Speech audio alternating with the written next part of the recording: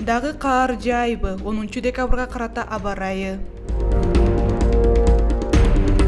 Францияда мугалим Патинин өлүмү боюнча козголгон кылмыш ишинин алкагында чеченстандык 5 киши кармалды.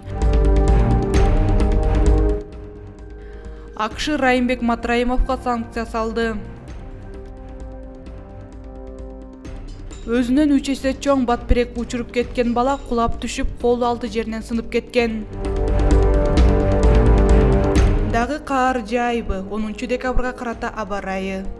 Бүгүн 10 декабрда Ысык көл облусунун айрым аймактарында каар жаашы мүмкүн деп билдирди Кыргызгидромет. Чүй, Талас, Ош, Жалал Абад, Баткен облустарынын айрым аймактарын туман каптайт. Абанын температурасы Чүй облусунда -2 +3, Талас облусунда -1 +4, Баткен облусунда +2 +7, Ош, Жалал Абад облустарында +2 +7, Ысык көл облусунда -2 +3, Нарын облусунда -1 -6. Бишкек шаарында жаан-чачын күтүлбөйт. Абанын температурасы 2 градус жылуу болот. Францияда мугалим Патинин өлүмү боюнча козголгон кылмыш ишинин алкагында чеченстандык 5 киши кармалды. Бул тууралуу Франциянын жергиликтүү басылмасы билдирди. Укук коргоо органдарынын божомолуна ылайык кармалгандар мугалимди өлтүргөн 18 жаштагы Абдулла Ханзоров менен интернетте жазышып, жихад темасын козгогон болушу мүмкүн.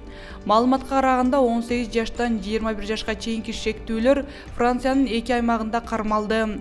Азырынча аларга айыпталуу элек. Тергөө иштери уланууда. Бүгүнкү күнгө карата Патинин өлүмү боюнча 14 киши, анын ичинде 5 мектеп окуучусу текшерилүүдө. Алардын айрымдары кылмышка кошо катышкан деп шектелсе, башкалары кылмыш кылууга түрткү берген деп айыпталууда. 47 жаштагы география жана тарых мугалими Пати 16 октябрда Париждин Жакабелинде өлтүрүлгөн. Бул окуядан бир нече күн мурда ал сабакта сөз эркиндиги жөнүндө сөз кылып, окуучуларга Мухаммед пайгамбарга тарткан карикатураны көрсөткөн. Абдулла Ханзоров колго түшүрүү маалында полиция тарабынан атып өлтүрүлгөн.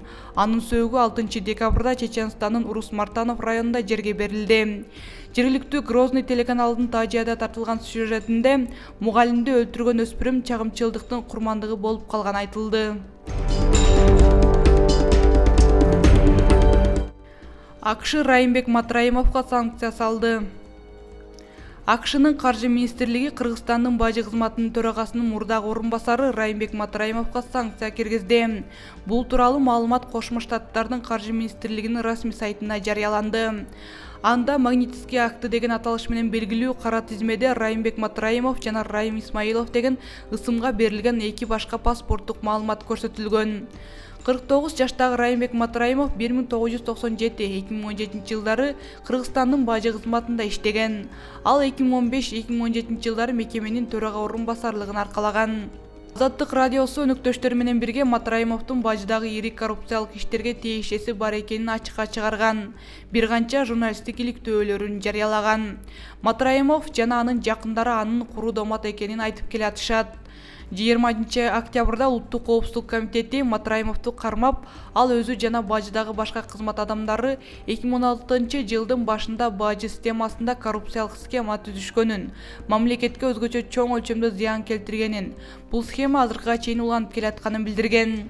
Ошол эле күнү сот Матраимовду 2 миллиард сом мамлекетке төлөп берүүгө милдеттендирип, тергөө менен кызматташкан үчүн эч жака кетпөө жөнүндө тилкаттын негизинде үй камагына чыгарган.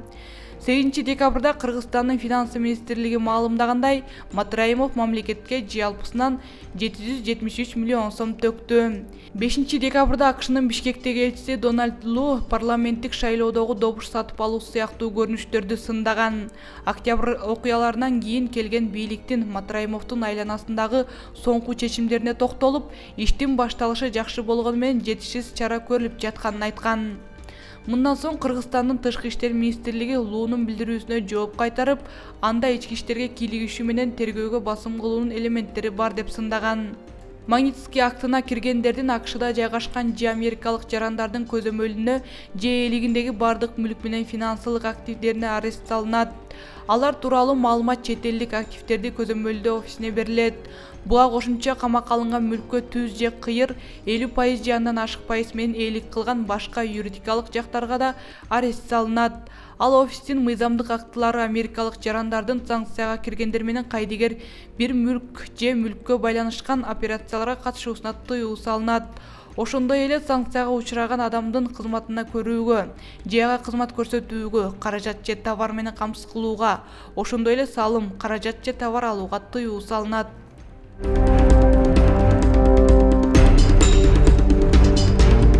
Өзүнөн 3 эсе чоң батперек учуруп кеткен бала кулап түшүп, колу алты жеринен сынып кеткен.